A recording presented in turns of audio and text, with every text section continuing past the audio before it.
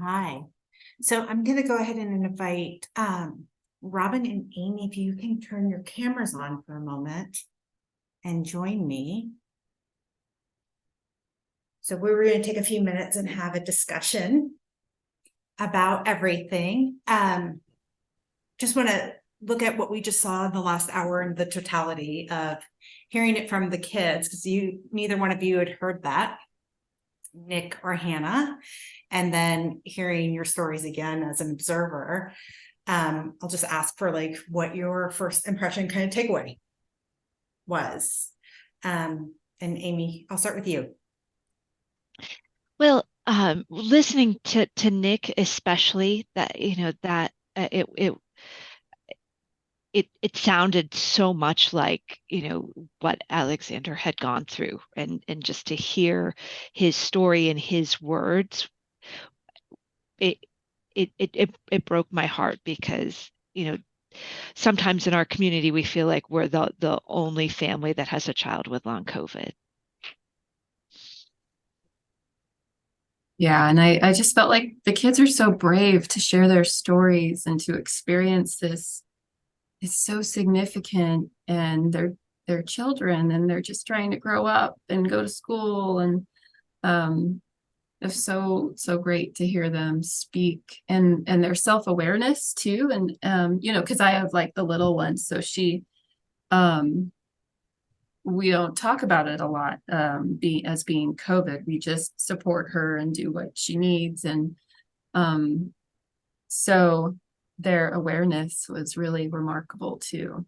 Although Katie this morning, it was her first day of school. She got out her smoothie stuff. She hasn't had a smoothie all summer, but she knows to function at school, she needs what we put in her smoothie. So there's some awareness, but it looks a little different for her age. Kids are really interesting that they'll figure out this makes me feel good and this does not make me feel good, and they kind of will just adapt. It's both really amazing to watch, but it's also part of why it's hard to identify things like long COVID in children, because they don't know a before. So they just know that they get tired sometimes, so they lay down. They just know that sometimes they need a certain smoothie to keep them going. So it gets harder to kind of see that there's something going on with children.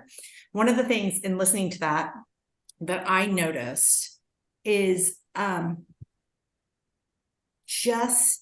think it's easier with younger ones, has always been my impression, maybe a little bit, to see. I don't know if that's true. I think because they're coming in without a skill set, and so it's easier to see when they're not gaining the skills. And teenagers have a skill set, but it's almost like they lose some of their skills, and that's harder to measure, capture, or notice. I'm just thinking as a reading teacher right now, what would capture my attention? It would be like a 5-year-old who wasn't quite getting it. You put a 16-year-old in front of me, I don't know what his skill set was walking in the door. I'm just making that point because we will have educators watching this. And so some of the things we need to figure out how to do is capture this. So the school system is not as concerned about whether or not a child has a disability or an illness. The school system is only concerned if that disability or illness impacts the child's ability to learn. And that's when they intervene. And so what our families are having trouble with is, if your child's just simply not a gifted reader, for lack of better language, then that doesn't necessarily mean the school needs to intervene. That's just part of it. So Amy was trying to explain the test scores were still too good. And so the school's going, there's no problem here. There's no impact on learning. But as a teenager, knowing what I know about assessments, that's stunted learning. That's reflecting learning that has already occurred, probably a little bit of regression, but it's not capturing the fact that he's struggling to go forward. Would that be accurate, Amy? A way of describing it? Yeah, it's very interesting. Right now, we are going through neuropsychological evaluation with a psychologist who has been working to come up with assessments to really capture what's going on with him in terms of his the challenges with his working memory and all of that. Uh, but you know, it's not as though it's been an easy path to figure out, how we want to have a baseline because, we're at what, 16, 17 months post-infection now, and he's a senior and we're starting to think about college and, we want to know where he is so we can help him to, be the best that he can be. And, seemed like the right path to go down. Um, Robert, how's the school year going this year though? She been in school and It's been one day. just one day. Okay. Yeah. So, but she, I didn't talk too much earlier about first grade because so we started the year knowing like there's a 504 in place. And so they kept an eye on it. She had some reading intervention. I had her tested for outside of the school for auditory processing, and that was significant. So I took that to the school and talked to them about potentially assessing her. So they ended up moving forward with assessment in the spring. And then we just had a really great, very curious school psychologist who said, I don't think auditory processing is really capturing what's happening. And so she would like repeat testing and found that some days it was great, some days it wasn't, and observed in the classroom and talked to the school nurse quite a bit. And ultimately they decided that it was due to long COVID and it was impacting her learning in the classroom because of some of the test scores, but also that like the functional reading and ultimately a lot of executive functioning challenges and some problem solving challenges. So yeah, I know I've talked to some of the school psychologists that do the assessments. The dynamic nature of COVID is just not something any of the assessments are designed for. Any of our approaches to disability accommodations in school is really designed for. And so unfortunately we're hearing a lot about kids like Amy's son, Nick, who shared his story. They couldn't demonstrate that there was a cognitive impact from COVID on the assessments that were available from the school.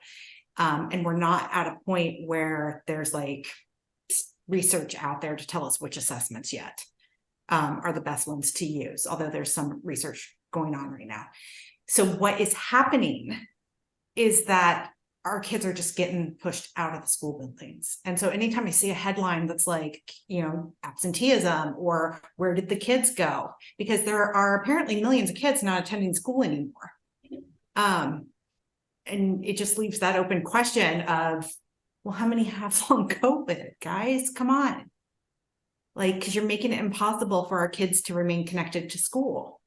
And if anybody's listening to that can help me get those numbers because of the fragmentation of our school system and attendance policies and things like that. I can't, it's hard to advocate a room because I don't have like the data to do it. So just throwing it out there in case someone's listening that does data that can help us with that, because we need to start talking about it.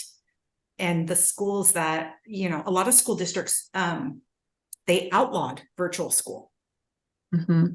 Right? But like they passed the law saying they couldn't use virtual school. And so then what do you do with a long COVID kid who can't physically attend school? And then the homebound programs, those are so unbelievably expensive. You'll bankrupt a school system if they're forcing everybody into a homebound program. And what we're seeing too is that because a teacher's supposed to visit you personally, they can't staff them. That's a huge issue. We have a bunch of kids in homebound programs that haven't seen a teacher in 8-9 months. because school districts all over the country just simply cannot staff these programs. And so what we have is, for a significant portion of our kids, they're not getting access to education. They're just not. And their constitutional rights are being violated. Mhm. But what's happening is that our families are so underwater that it is such a fight. It is such a fight, and a lot of families just don't have the energy to do it. We had a question come in, and then we'll wrap up. Why can't you do homebound education on Zoom? You can. So I'm personally in North Carolina. There's school districts in North Carolina in response to the pandemic. I believe in North Carolina, might be South Carolina, that literally outlawed. They passed legislation that said you can't do virtual school. And so therefore homebound can't be virtual, because that's against the law now, apparently. And so then a lot of our kids will get forced into national charter schools. There are national virtual charter schools that you can join, and that's where a lot of our kids end up. But and I just want to add, yeah. Go for it, Amy. Yeah, that in Massachusetts, that was an option. My son was able to do junior year with the tutor and one of the national softwares that's out there. So the tutor saw the work and helped when there were challenges and things like that. But it was all on Zoom. Thank you. Oh, go ahead. Yeah. Oh, yeah. In California, that's definitely been an option as well. Katie hasn't had to do that because I'm sure that would be difficult for her age. But with, yeah, I have older children, and they've been really flexible with meeting with our older kids on Zoom. But the problem there is the connection with peers that's so huge. So yes, we've got to facilitate that too. Well, and the way we do Zoom, like it would numb anybody out. But if you have cognitive issues, Zoom's not a great option. I mean, you have to take the breaks, right, Amy? You have to do a lot of things, but a child's already struggling to learn, and then you're going to add in the cognitive load of being on camera and processing information online. And it is not really a great accommodation to someone who has cognitive issues.